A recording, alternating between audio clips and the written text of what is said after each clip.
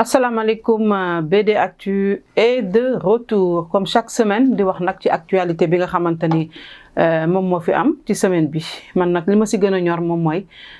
campagne de commercialisation catastrophique bi nga xam ni pour la première fois am na ci nguur gi nga xamante ni moom moo fi nekk record am nañ ko ci production mais ils n'ont pas su planifier organiser loolu moo indi catastrophe bi am ba démb ba le premier ministre dem si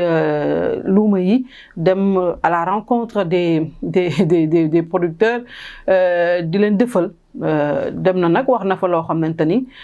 comme il sait le faire si bien souvent maanaam disculper boppam en tant que premier ministre du Sénégal qui coordonne les activités du gouvernement campagne bi jàdd yoon nga ne yëgoo woon te nga defoon fii conseil interministériel sur l'arachide, sur la campagne agricole, sur la campagne de commercialisation, même si prix bu daaw la ñu reconduire avec beaucoup de retard. Dégg nañu sa explication nga ne sur le marché mondial c'est à 200 et quelques le kilogramme au producteur yooyu yaa ne kon nañ maintenir les 305 francs de l'année dernière mais li ñu gis musul am premier ministre bu Sénégal boo xam ne su mettee rek mu filer la patate chaude à ñeneen su ko deful ci président da koy def ci ay ministres am un premier ministre du débiner wu du défausser wu sur les autres dafay accepter ne on a fauté et lii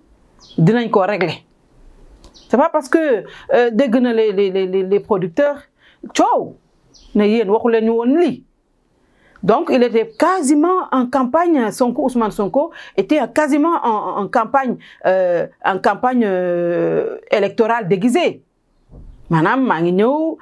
dem naa ci luuma yi c'est pas normal le ministre du commerce devait organiser les points de collecte ça n'a pas été fait le ministre de l'agriculture pour la production record félicité woon naa la waaye dama koy diluyewaat parce que apparemment ça ne va pas alors la faute c'est Mabouba Diagne bi nga xamante ne moom kenn du ko Mabouba Diagne vraiment moom dinañ ñëwaat ci moom prochainement ci beneen sortie parce que Mabouba Diagne n'a pas sa place à l'agriculture li muy def c'est du cinéma pour la première fois lu ñu wax mu ne pour la première fois record bi am mais record bi su amee ba pare le marché n'a pas été organisé gars yi dem di bazarder seeni production loolu bonne félicitation ngeen ci war a am dans un état normal dañu waroon démettre le ministre de l'agriculture démettre le ministre du commerce. Et puis mu ne encore le ministre des finances encore qui prend des coups le premier ministre nee na voilà parce que nekk ñëw naa sur le terrain kaas na le ministre des finances génnee na 50 milliards pour que Sonacos mën a doubler li muy jënd. Quel cinéma c'est du grand cinéma gis nga nit nee naa leen éviter de rater les marches des escaliers da ngeen di trébucher campagne bi bu ngeen ko jëloon à bras le corps du ñu egg si fii c'est fini. Campagne bi mënatu redresser waat c'est terminé moo tax ñuy jooy ne ubbi leen le marché chinois yi ñoo jënd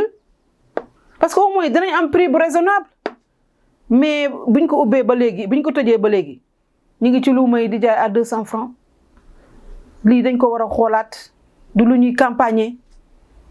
parce que le premier ministre apparemment moom mi ngi ci campagne électorale déguisée de parce que moom lépp moom lu xew ci lu baaxul bokku ci moom daal mooy ñëw en messie voilà wax naa donc gars yi ñëw nañu indi nañu xaalis kontaan ngeen def ngeen lii def ngeen la parce que ils avaient dit qu'ils n'étaient pas contents de les producteurs ak ñi nga xamante ne ñoo nekk dans le secteur ñu ngi doon commencé di réccu de ñu ngi ko doon wax ñu koy dégg dans la presse pour dire que li ñu war a jël comme priorité duñu ko def boobu ba léegi ci lan lañ ne andi Diomaye bàyyil Diomaye le président de la République pour la première fois